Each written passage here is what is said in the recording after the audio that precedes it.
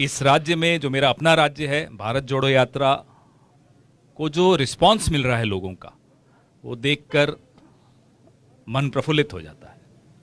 आज सुबह भी संख्या में लोग जुड़े, उत्साहित थे, भारत जोड़ने को तत्पर थे और समझ रहे हैं, यहाँ के लोग, मेरे राज्य के लोग समझ रहे हैं कि क्या खतरे मंडरा रहे हैं, कैसे उन खतरों से लड़ना होगा।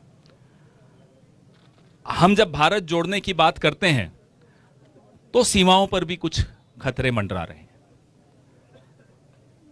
हमारी चीन से जो सीमाएं,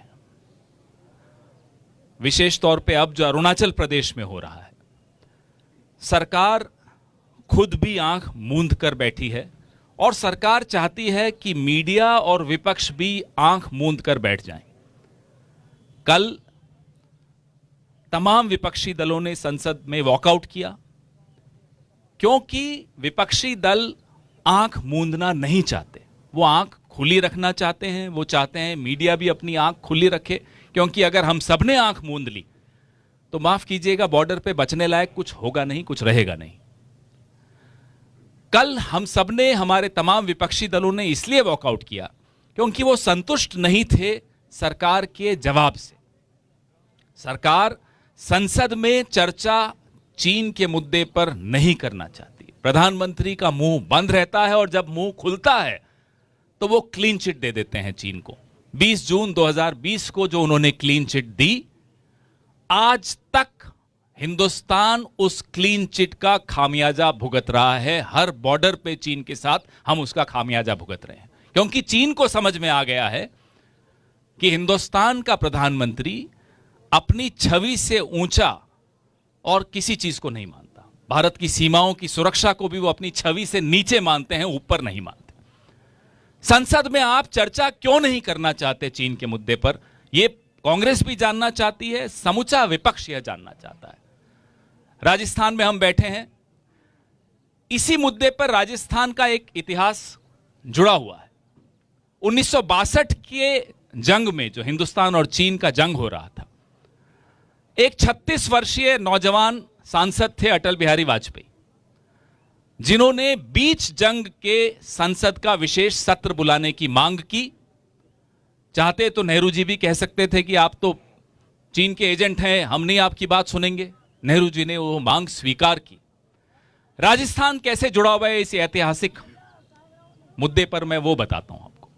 पाली से एक सांसद हुआ करते थे, हमारे सहयोगी हैं अभिषेक सिंघवी जी, उनके पिताजी निर्दलीय सांसद थे। उन्होंने नेहरू जी को सलाह दी, अटल जी को भी सलाह दी कि ये जो सत्र होगा ये कॉन्फिडेंशियल होना चाहिए, सीक्रेट होना चाहिए, इसकी जो चर्चा होगी इसको छपना नहीं चाहिए अखबारों में, मीडिया में बिल्कुल नहीं आना चाहिए। नेहरू जी ने उसको इनकार कर दिया कि ये राष्ट्रीय महत्व का मुद्दा है, लोगों का हक है जानना कि सांसद इस पे क्या बोलते हैं, क्या राय रखते हैं, सरकार की क्या राय है। नेहरू जी ने जिद की कि संसद में चर्चा होगी और वो चर्चा कोई कॉन्फिडेंशियल चर्चा नहीं होगी, सबको मालूम होना चाहिए क्या हुआ। 165 सांसदों ने उस चर्चा में हिस्सा लिया, अपनी अपने विचार रखे। कांग्रेस के सांसद महावीर त्यागी हुआ करते थे, खुलकर उन्होंने सरकार से सवाल पूछे, अपनी ही सरकार से सवाल पूछे और उन्हें किसी ने रोका नहीं। ये कांग्रेस की परंपरा ना तब थी ना आज है। मोदी जी को इतिहास के उस पन्ने से सीखना चाहिए कि जब राष्ट्रीय महत्व के मुद्दे होते हैं, जब सीमाओं की सुरक्षा का सवाल होता है, तो देश जानना चाहता है कि हमारी सीमाओं पर क्या हो रहा है। मजबूत सेना है हमारी, वीर सेना है हमारी, शौर्यवान सेना है हमारी, इसमें किसी को कोई शक नहीं होना चाहिए। लेकिन अगर राजनीतिक इच्छा शक्ति नहीं हो, कमजोर हो, तो सैनिक खदेड़ना चाह रहा है चीन के सिपाहियों को, लेकिन क्लीन चिट दे रहा है प्रधानमंत्री। बताइए कैसे सीमाएं सुरक्षित रह सकती हैं? तो ये चिंता जो हमारी है, ये चिंता हम आपसे साझा कर रहे हैं। हम चाहते थे संसद में भी साझा करें, लेकिन नहीं करने दी गई। ये चिंता इस देश की चिंता है, प्रत्येक नागरिक की चिंता है। और जिस राज्य से हम आते हैं, जिस राज्य में हम बैठे हैं, यहां से कई जवान सेना में जाते हैं, सीमाओं को सुरक्षित रखने के लिए विषम परिस्थितियों में काम करते हैं, संघर्ष करते हैं। तो ये कर्जा हम सबके सर पर है, यहां के जवानों का कर्जा है हमारे सर पर। उस कर्जे को उतारना इस सरकार की जवाब दें के साथ आपकी नीति क्या है, क्यों आप क्लीन चिट दे रहे हो, आप किस दबाव में हो। 18 बार प्रधानमंत्री चीन के राष्ट्रपति से मिलते हैं, क्यों मिलते हैं? जब वो गुजरात के मुख्यमंत्री थे तो आपको यह जानकर हैरानी होगी और दुख भी होगा कि नरेंद्र मोदी जी जब गुजरात के मुख्यमंत्री थे तो गुजरात के स्कूलों में मैंडरिन भाषा पढ़ाना चाहते थे, कंपलसरी करना चाहते थे। कांग्रेस ने तब भी विरोध किया था। गुजरात के स्कूलों में आप मैंडरिन लाना चाहते हो, आपका क्या रिश्ता है चीन के साथ? 43,000 करोड़ के करारनामे चीन की कंपनियों के साथ, धोलेरा जो गुजरात में एक बना रहे हैं, ये 43,000 करोड़ के करारनामे चीन की कंपनियों के साथ किए गए। अपने जो एमएसएमई सेक्टर है उसको जमीन नहीं दे रहे, चीन की कंपनियों को धोलेरा में जमीन दी जा रही है। क्यों दी जा रही है? क्या रिश्ता है आपका? क्या कारण है? क्या दबाव है चीन का आपके ऊपर? चीन के पास क्या है ऐसा कि आप चीन के आगे न मुंह खोल पाते हो, न आंख उठा पाते हो? तो ये सारे सवाल, और आपको एक हैरान कर देने वाला तथ्य बताता हूं। कुछ कंपनियां हैं, यूसी वेबसाइट मोबाइल चीन की कंपनी है। भारत सरकार, मोदी सरकार कहती है कि यह कंपनी देश की संप्रभुता के लिए खतरा है। उसी कंपनी को लोकसभा चुनाव में भाजपा इस्तेमाल करती है। क्या कारण है? ऐसी और कंपनियां हैं। एक और कंपनी का नाम सुनिए, डोंगफेंग नाम की एक कंपनी है।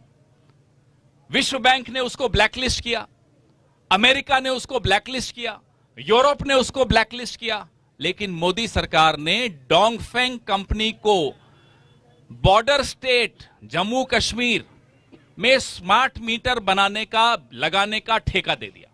और स्मार्ट मीटर का ठेका जब आप किसी कंपनी को देते हो तो आप उपभोक्ताओं का तमाम डेटा उस कंपनी को सुपुर्द कर देते हो। जम्मू कश्मीर के नागरिकों का डेटा ब्लैकलिस्टेड चीनी कंपनी को मोदी सरकार ने क्यों दिया? पैसे भी दिए, डेटा भी दिया। क्या दबाव है चीन का आप पर? क्या मजबूरी है आपकी कि आप चीन की कंपनियों के आगे यूं झुकते चले जाते हो? ये सवाल जब हम पूछते हैं तो देश की चिंता है इसलिए पूछते हैं, और सरकार और देश में अंतर होता है। मुझे देश से मोहब्बत है इसलिए मैं अपनी सरकार से सवाल पूछता हूं। यह बात मोदी जी को समझ लेनी चाहिए। ऐसी कई कंपनियां हैं। पीएम केयर फंड में चीन की कंपनियों ने पैसे दिए। बताएं, वो हिसाब बताएं, कौन सी वो कंपनियां थी? उसमें ऐसी ऐसी कंपनियां थी जिनको पूरा विश्व अपने अपने देशों में आने से रोकना चाहता है और रोकता है। हमारे प्रधानमंत्री ने पीएम केयर फंड, जिसके बारे में जानकारी न कभी आपको मिल सकती है न हमें, तभी मिलेगी जब हमारी सरकार आएगी, उससे पहले नहीं मिलेगी। वो तमाम कंपनियों से पैसे लिए, चीन की कंपनियों से। चीन की कंपनियों से आप लोकसभा चुनाव में उनको बुलाकर हस्तक्षेप कराते हो अपने देश के चुनावों में। चीन की कंपनियों से आप पैसे लेते हो। चीन की कंपनियों से आप पीएम केयर फंड में पैसे लेते हो, उनको आप धौलेरा में जमीन दे देते हो। आपकी नीयत क्या है? आप पर दबाव क्या है? यह हम बार बार पूछेंगे, जब तक जवाब नहीं मिल जाता हम पूछेंगे।